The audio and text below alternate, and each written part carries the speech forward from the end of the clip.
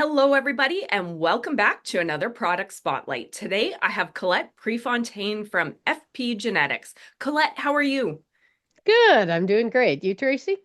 Good. I am so excited to be here and chatting with you.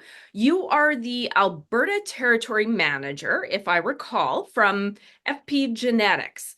We're going to be speaking about barley varieties today, and I'm excited Yeah. for that. Before we dive into the details, do you want to tell us a little bit about your background, your role, and then we'll dive right in? Okay. Well, I guess I'll keep it to my professional role. So I'm from Alberta originally, so I was born and bred. So I really have a soft spot for barley. Yeah. But I've been with FP Genetics for the last 3 years, just over the last 3 years. But I've been in the seed business for about 20 years. Oh, wow. Starting with Agricor United and through their Viterra, and then moving on and spending 6 great years with Cantera, and then reuniting with one of my former bosses at Viterra, Chris Churko, pulled me back over to FB Genetics. And I've been there with these guys for 3 years. So I love the seed business, but I started in research and I'm fascinated by how things develop and work. But I saw the varieties and I saw them in small plots and I saw them how breeders selected. But I always have liked to know with research how a commercial application will work. Hmm. So while research was great, I always wanted to see how the varieties did in the field, how they performed in the field, not just how they were selected. So that's kind of what pulled me into the certified seed business. So Fun. I yeah, have been chatting with a few of your team members to do showcases and product spotlights on different varieties. So sounds like you guys have a great team there. Why don't we dive right in? You have okay, four varieties you'd like to speak to. Do you want to start off and share with us? sure. I'll start out with our malt barley, AAC Synergy. Okay. So it was a variety bred by Agriculture and Agri-Food Canada. We end up acquiring it from the marketing rights and distribution rights from Syngenta when Syngenta exited the Canadian marketplace as far as cereal seeds and the seed business. So Syngenta's still here and strong, but the other agri products is what they've concentrated on. So the Synergy it's an established malt variety. So it was the number one malt acreage in Western Canada. And I think one of the reasons, and I know because when I worked for Cantera, I used to have to work and sell Connect against Synergy, and it wasn't easy. But Synergy seems to really do well and maintain its plump under dry conditions. It has very good malt quality characteristics and good extract, and it's just a really dependable variety, a better yield than, say, the ones it replaced, Metcalfe and Copeland. And I think once you start to get out of Alberta, maybe in Saskatchewan, a lot of growers or farmers seem to grow a barley, and it will be a malt barley variety. And if it can go for malt, then it can go for malt. If not, it goes for feed. Here in Alberta, we seem to have a little bit more differentiation in the market just because of all the feedlots and the feed industry we have in Alberta. And the different environments with irrigation and stuff. There's seems to be a little bit a few more feed barley varieties, but Synergy's that nice overall package. And again, I've noticed we've been in a dry spot or spell for the last little bit, and Synergy it really holds its plump and really holds its yield compared to other competitor varieties, especially specifically in those conditions as well too. And the market has stayed strong for it. So it's established and it's kind of at the top of its game. So Perfect. Okay, excellent. Second up. Yes, well, we'll stay with the malt theme. This was a new variety, and it's kind of a malt and feed variety. So all varieties can be feed varieties if they're sold as feed, right? So, Okay. but this one, and when you have malt varieties, it takes a long time to go through market development on these varieties. So this is a brand new variety. It just got registered a couple of years ago, so this is the first year there'll be some certified seed available. So while we're doing market research on it, and there will be some going to malt testing and stuff, it's not an established malt variety yet. So most of those acres that go to a commercial will be a feed acreage. What is unique about this variety is it is a non-GN variety. It has a non-GN trait. So this makes it desirable to the distilling market because the longer you distill something, the more you can get that, and I'll probably mess this up, glycosidic nitrile gets pulled out and it's a pre-carcinogen. So when you distill, you distill for a while, whereas beer, it's a fairly quick process, but the longer you distill to get more alcohol, the more that that can be in your distilling process. So in Europe, most of the malt varieties that they have there are now non-GN because you can do beer, you can distill it as spirits, um, and so this variety has that trait. But as well as that, it's a very high yielding barley with very good standability. Typically, the ones coming out of Europe have very good standing Okay. or very good lodging characteristics, probably because they have different conditions, longer growing period, and you just get bigger yields, which means a bigger head, which means more pressure on the plant to stand. And so we find in Alberta, I always get a good indication on how these things work when you put them under irrigation because you can feed the water to them. Right. You can put the nitrogen to them.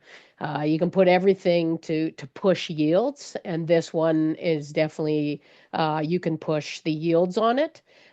They do require high management because they were bred in Europe. So they don't necessarily have all the disease quality characteristics that varieties in Canada would be bred for. They have good disease packages, but they're for European strains. Okay. So if you want to push for yield, you have the water.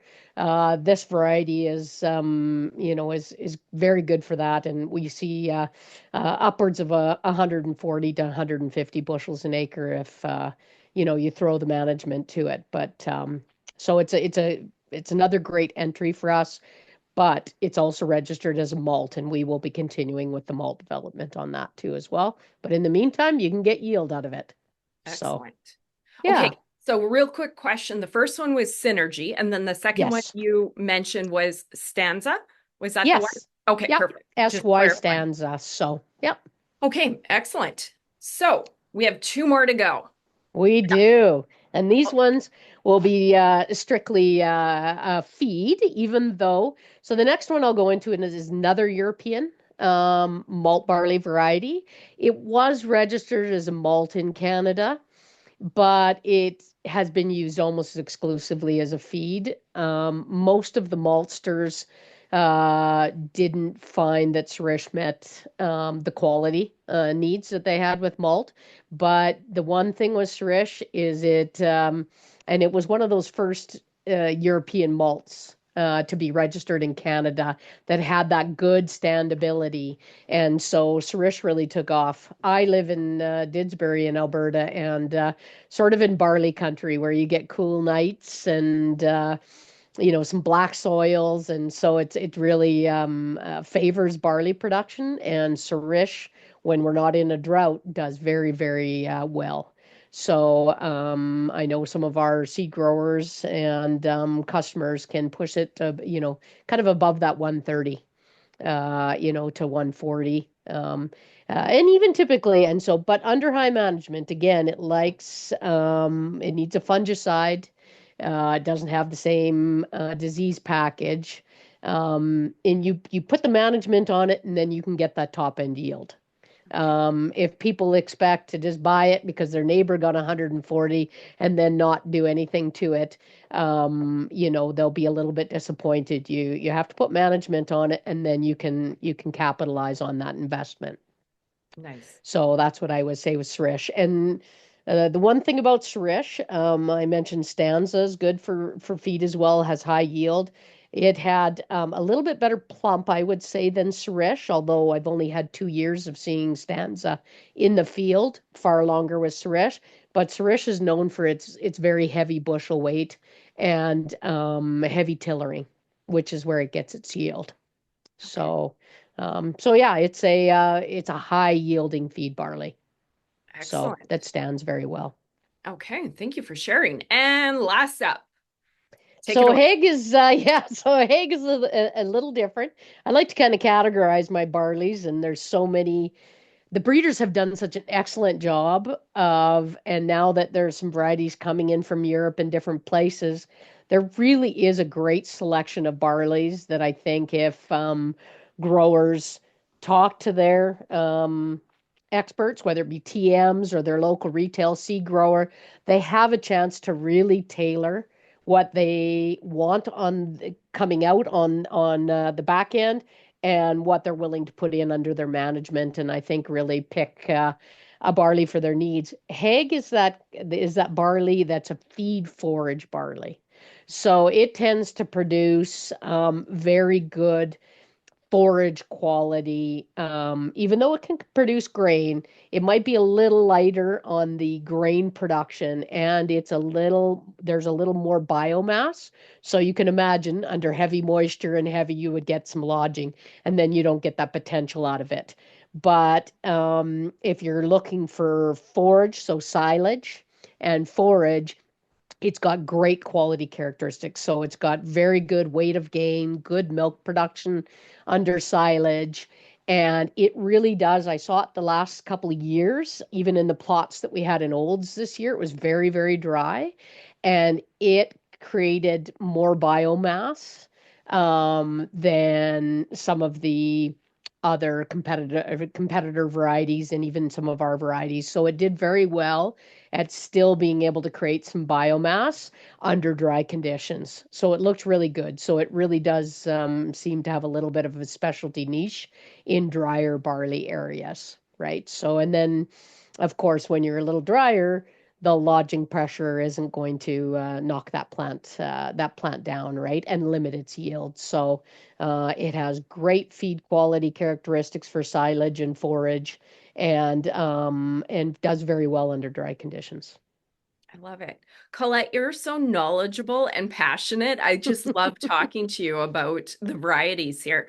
So I'm going to build on something that you mentioned Mhm. before I ask my next question. Is there any other thoughts you want to leave on varieties or No, I think that no? for barley, I mean, for like I said, we have some very strong barley varieties, but there are a lot in the marketplace, and I think it's a little overwhelming sometimes for farmers and growers to grab a seed guide and look and go, oh my Lord, like what do I choose out of these 25? So that's what I would say. Use a variety of sources, a variety of help, and whether that's from us, the TM, your local seed growers, and to make a choice. And really, if you can ask targeted questions, then I think there's some ability to really narrow down and try to find a variety that will have the best chance for success in somebody's operation. I love it. You really just set me up for my next question, and I want to go a little bit deeper on that. As you mentioned, it's overwhelming. There's so much out there, and there's so many traits and concerns and desires within each crop. And if you're changing from Hmm. something, you want to know what you're going to. So I want to ask you Yeah. a little bit more about the resources and expertise that you guys have, not only in selecting seed, but also the agronomy standpoint and support. Do you want to, you just touched on it, but go a little bit deeper because I don't know about you. You deal with farmers a lot, Colette. Sometimes we don't want to ask the questions. And then Mhm. we might select a variety on this point and forget about this. So, do you want to touch to the wealth of information in individuals like you? Mhm. Yeah, I mean, I love talking to. I've had more conversations this fall and early winter this year than I've ever had over the phone. Farmers reaching out, and even if it's not our variety, and I'm not supposed to, I will try to give them the best advice based on what they tell me. And I think having a conversation with somebody allows me to and allows the farmer as well to give me a really nice snapshot of his operation. I talked to one grower, and he had different land and different management, and we were able to find a couple of different varieties, but they were different for different parts of his operations. Like, I have a really rich piece of soil here, that might work, and it's like, this is sandy, and it's like, well, no, then you're not, well, your expectations are probably. So we were able to, and then I would tell people too, if you're going to try something and it's brand new, then sometimes too, and I get, for ease of operation with large operations, sometimes they switch. But if you can grow a quarter or two of a new variety, the first year, rather than saying I'm going to buy, you know, 2,000 acres worth of it, Right. because we will try to do our best to match the agronomics with your environment, your management, what we know about the variety. But I mean, there is as many outcomes as there are different, the different collection of environmental conditions that we have. We always used to say that if you have a circle and you divide it, basically your management and your variety selection is half, the unknown environmental conditions is the other half. Yeah. And then the other thing I would say to a grower too is just be really honest. And so that's what a full discussion. If you're not comfortable talking with a stranger, most people have bought certified seed, or know their local seed grower or retailer. And so maybe they're more comfortable talking farmer to farmer. Oh, right. And then if that retailer or that shareholder has something that they can't, our retails and shareholders are very good at reaching out to me to pick my brain as well too, because it's sometimes people are just more comfortable with what they're familiar with, and Yes. strangers are a little bit daunting. But so there's lots of different options.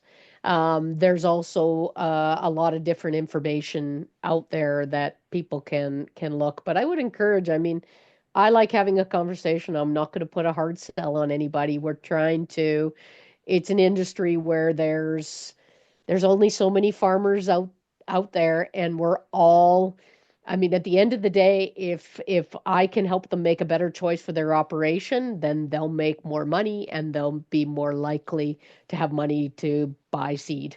So it's a win. It needs, I hate the win-win thing, Hmm. but we need to try to help the operation succeed, because without it, our business it won't succeed. Yeah. So I do realize, we do realize, and that's what I love about agriculture, and I love about actually being a small business, um, is that you're close enough to the source that that you really have to try to help all parts of the um, the wheel work, so that we can all get our little part, right? So. Absolutely. And you know what? The agriculture industry is so big in terms of acres, but number of farmers, it's a relatively small and fantastic industry. I must add Uh, that. So, Yes, it Colette, is. It's wonderful.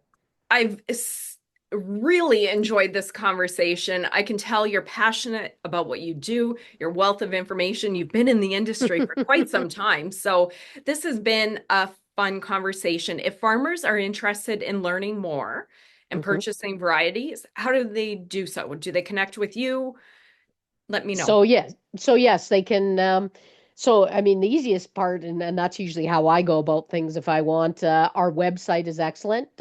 So it will give you a my number. Okay. So feel free to reach out via email, text, phone. I get all three that happen, and again, there's that comfort level. If somebody doesn't want to talk to you, they'll email with specific stuff, and don't. So there's that. There's also on our website too, there's a list of all our retails and shareholders, so you can see who's closest to you. And maybe you know them really well. Maybe you already buy your seed from them. And so you can reach out to them if you're comfortable. Um, or you can, even reach out, and all our TMs are very knowledgeable. So, and on the website, it'll tell you. Also, as well, the website gives you an ability to put in some questions there too. Oh, So if you're there, there's a great little box that will pop up with our nice little avatars on there, and we will get back to you, ASAP, which is usually pretty quick. Or if it's just a quick question that can be answered by our head office, they will do that really quick. That's the nice thing about being in a small business, is you're able to react fairly quickly. So, but again, I love talking to people, so my number's up on the website. So feel free. I will do my best to give you my honest advice. I love it. And what we'll do for you guys in the audience, if you're listening to this or watching it, go to the show notes for the page on Farm Marketer, and you'll find Colette's details and the website there. So, Colette, again, this has been a beautiful conversation, your wealth of information. I love that you're so passionate. Thank you for sharing your wisdom, spending your time here. Thank you very much, Tracy. You are so very welcome. You in the audience, if you enjoyed this as much as I did, if you want to learn more, like I said, visit the show page, their website, and connect with Colette and the team. Thank you guys, and we'll see you on the next Product Spotlight. See ya.